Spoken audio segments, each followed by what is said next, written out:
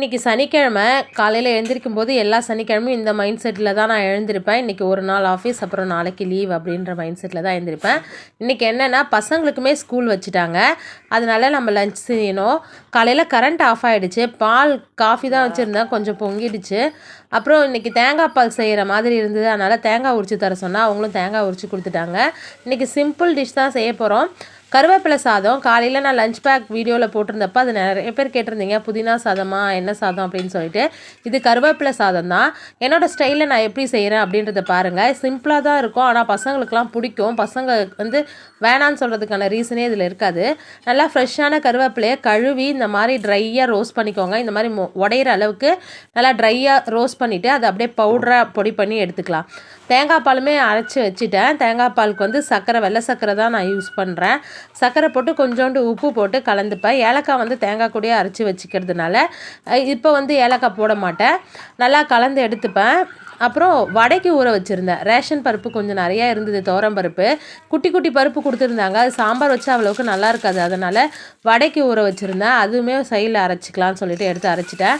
இப்போ கருவேப்பிலை சாதத்துக்கு கடுகு தாளித்து கடலப்பருப்பு, மல்லாட்டப்பருப்பு போட்டு, பச்சை மிளகா, கொஞ்சோண்டு பெருங்காயப்பொடி இதெல்லாமே போட்டு அந்த பவுடரை மட்டும் போட்டு ஒரு கிளறிட்டா கருவேப்பிலை சாதத்துக்கான ப்ரிப்ரேஷன் ரெடி ஆகிடும். ஈஸியாக தான் இருக்கும். சிம்பிளாக நம்ம லெமன் சாதம்லாம் எப்படி செய்கிறோமோ அந்த இதில் தான் நான் செய்வேன்.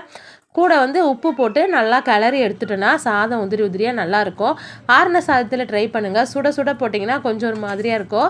நான் கருவேப்பிலை பொடி பண்ணி போட்டதுனால புதினா மட்டும் போட்டு கிளறிக்கிறேன். டேஸ்ட் பார்த்தா சூப்பராக இருந்தது.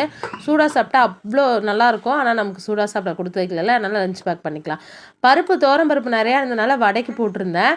துவரம் பருப்பு 1 டம்ளர் போட்டுட்டு, அரை டம்ளர் கடலப்பருப்பு, அரை டம்ளர் வெள்ளை உளுந்து போட்டுட்டு நம்ம வடை செய்யும்போது வடை நார்மல் கடலப்பருப்பு வடை விட செம்ம டேஸ்ட்டாக இருக்கும். வெளியில் லேயர் மொறு மொறு நல்லாவே இருக்கும்.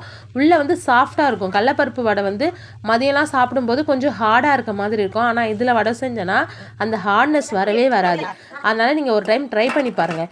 காஞ்ச மிளகா, பெருஞ்சீரகம், பூண்டு போட்டு அரைச்சிட்டு வெங்காயம், பச்சை மிளகா, கருவேப்பிலை, புதினா போட்டு வடை தட்டி எடுத்து வச்சுட்டேன். அப்புறம் ஆப்பமும் சுட்டுட்டேன். காலையில் மாவு கொஞ்சம் புளிச்ச மாதிரி ஆயிடுச்சுன்னா ஆப்பம் சுட்டால் நல்லாயிருக்கும். அந்த புளிப்பு, இனிப்பு இதெல்லாம் சேர்ந்து ஆப்பம் சுட்டு பசங்களுக்கு கொடுத்துட்டு அவங்களுக்கு லஞ்ச் பேக் பண்ணிவிட்டேன். 2 வடை வச்சு லஞ்ச் பேக் பண்ணிவிட்டு, ஸ்நாக்ஸுக்கு நேற்று வச்ச ஸ்நாக்ஸ் தான் ஸ்ட்ராபெரி, ஆரஞ்சு இது அப்படியே பேக் பண்ணிட்டேன். ஸ்ட்ராபெரி இன்னையோட காலி ஆயிடுச்சு. இதுக்கப்புறம் ஸ்ட்ராபெரி வைக்க மாட்டேன்.